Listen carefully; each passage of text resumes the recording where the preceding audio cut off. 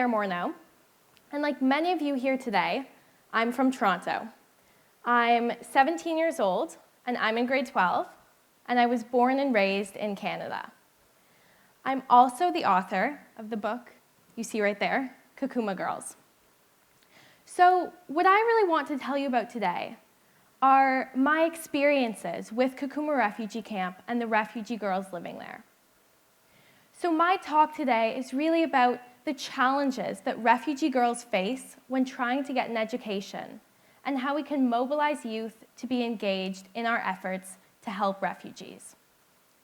So I'm sure many of you know that in many parts of the world, it can be extremely difficult for girls to get an education. And I'm sure that many of you also know that if girls don't get an education, we all lose. So I want to tell you a bit about my story today, a story that really started out of friendship. So a couple of years ago, I decided to start a discussion between my school here in Toronto, Havergal College, and a girls' boarding school in Kakuma Refugee Camp. Kakuma Refugee Camp is a place near the border of South Sudan, a dusty, desolate place where nearly 150,000 people live. People who fled from war, famine, and impossibly difficult conditions. So I'm sure many of you know that the issue of refugees is an extremely challenging one at the moment. Because of climate change, large portions of our world are becoming inhospitable. And because of religious conflicts between and within countries, people are being displaced at a rate never before seen. At the moment, there are more than 65 million refugees and displaced people around the world, which is pretty shocking. So I decided to start this conversation with girls from my school and girls in Kakuma. So girls at Havergal, my school, started writing letters. We sent some letters, we sent some books, we had a few Skype calls, because we really wanted to get connected to this place in a different part of the world where heavy rainfall can mean floods that sweep away houses, where rape is an everyday fear, where people can go days without food, where getting an education as a girl can be an intensely difficult experience because girls often feel like they need to stay home and do chores, or they need to marry young to support their families, or because they fear violence on long walks to school, or simply because they don't have access to sanitary pads, so they don't go to school when they're on their periods, which is pretty shocking. So I started writing this book. After reading a letter from a girl, Rita, in my room, one night, I thought, someone needs to tell these stories. Stories of girls who are fighting to get an education in an intensely difficult place. So this book really is about raising awareness about the lives of refugee girls in Kakuma Refugee Camp. And it's an effort to bridge the enormous gulf between the experience we have living here in Canada, in such a peaceful country, and the experiences refugee girls have in Kakuma Refugee Camp. I personally believe that stories are a very compelling way to get across messages and to help people understand what life is like in a very different place. So, when I was done writing my book, I sent a copy to the UNHCR because they had been extremely helpful in all of my efforts, and they really wanted to make sure that people understood the difficulties that girls faced. So a couple of months ago, my mom and I received the opportunity to travel to Kakuma Refugee Camp with the UN, to meet the girls who I had been talking to for 3 years, the girls who had become my friends, the girls who had revealed the most intimate details of their lives to me so that I could tell their stories. So, Kakuma is really not an easy place to get to. You fly from Toronto to London, London to Nairobi, and then take a United Nations plane to a dusty, desolate airstrip in the isolated refugee camp near the South Sudan border. Only then do you get in a secure envoy to go to the UN compound in the camp. So my mom and I were in Nairobi, very excited to go to Kakuma, and we spent a couple days meeting with the UN there and the World Food Program to learn about some of the challenges facing refugees in Kakuma. So we went to bed really excited to go to Kakuma the next morning. But at 2:30 a.m., we got a phone call from Ottawa. It was not good news. The Canadian government had identified a specific terrorist threat against Westerners entering the camp the very next day.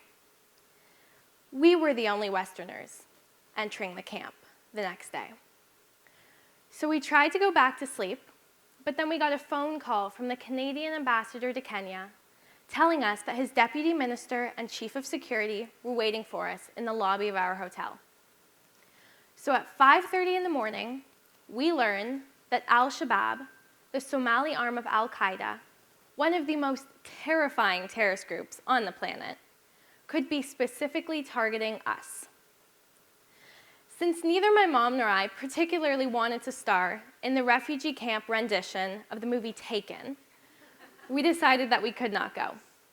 And as it turned out, our decision really didn't matter, because the Canadian government decided that under no circumstances would we be traveling into the camp. But if you didn't think the UNHCR was great before, they decided to fly 5 refugee girls, 5 of my friends, to Nairobi to meet with me. And what I heard from those girls made me cry. So today, I want to tell you some of their stories. Sarah Nuyuk Gik is a South Sudanese refugee. When she was a little girl, her father was killed during a disruption by the Sudanese People's Liberation Movement. Soon after, she watched as her pregnant mother was shot and then taken to a hospital by the Kenyan Red Cross. At 5 years old, Sarah was left alone in war-torn Sudan and had to fend for herself until one of her neighbors found her. Several months later, Sarah miraculously heard news that her mother was alive in a Kenyan hospital. And she traveled to that hospital only to find her mother living there, with no money for food or clothing for her newborn baby. After 3 months of living in this hospital, Sarah and her family were transported to Kakuma Refugee Camp by the UNHCR. Sarah didn't go to school until she was 10 years old. Sarah doesn't have a father, and her mother cannot take care of her because she has disabilities from her gunshot wounds. Somehow, Sarah has made it through all of these challenges and through high school. All she wants is to go to university and to have a life in a peaceful country. She wants to make a life for herself and her family. That brings me to Esther Nyakong. Esther knows what true hopelessness feels like. Esther fled to Kakuma Refugee Camp from South Sudan with her mother and her 2 sisters. The journey was long and dangerous, and she almost died along the way.